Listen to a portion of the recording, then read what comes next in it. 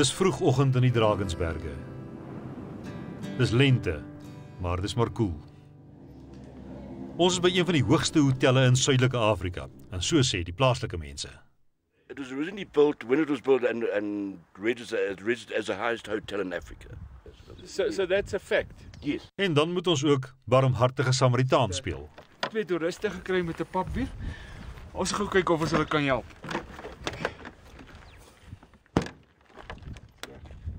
Wie is die spyker? Ja. Ek gaan probeer uittrek.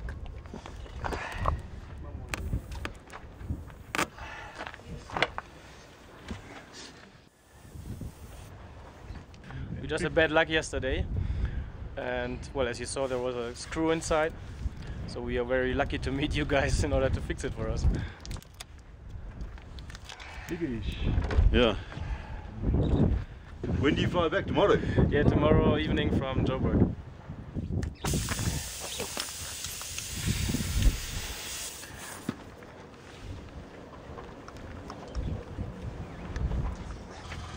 Kyk hier.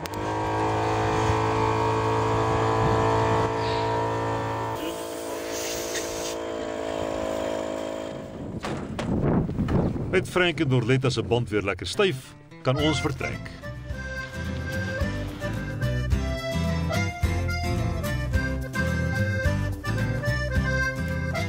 Die windjie het gepomp. Ons moet die land verlaat, wat ons pas die vorige dag binnegekom het.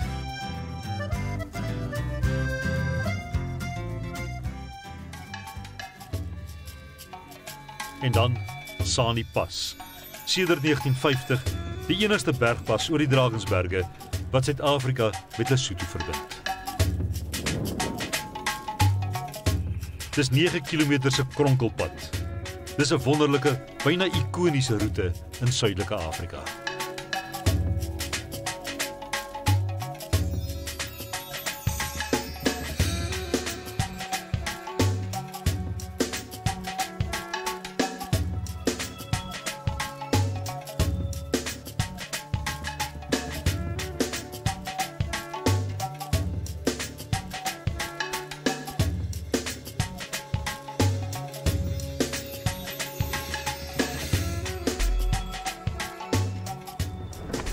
Dit bly dan sekerlik een van die mees skouspelagtige bergpasse in Suid-Afrika. Maar Gideon, dis nie die eerste keer dat jy met hom te doen het nie. Hoeveel jaar terug was jy laas hier gewees? Ek was in Standaard 4 gewees. Ek was 12 jaar oud gewees.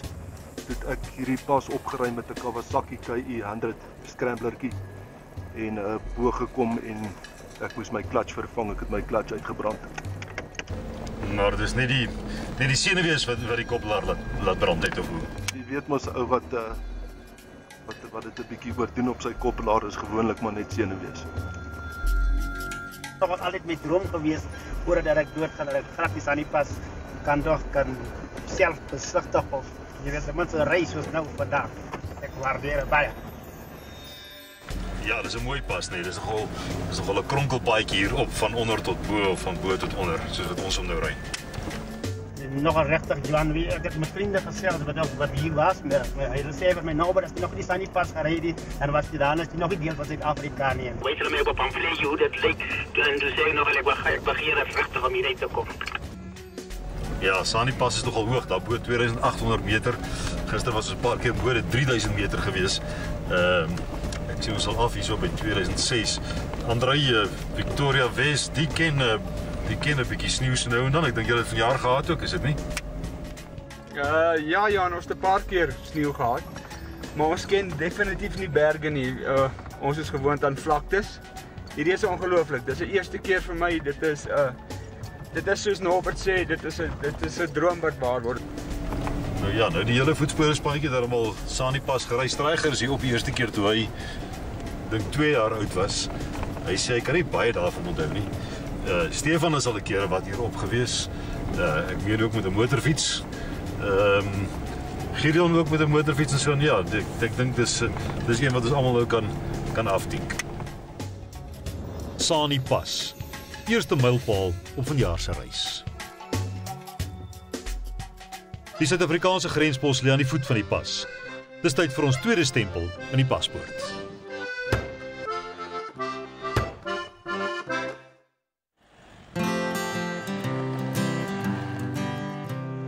Ons is verby Heimwil na die N3. Van daar is na Lady Smit en dan tot by Amersfoort. Ons wil oornag by Jan Staal.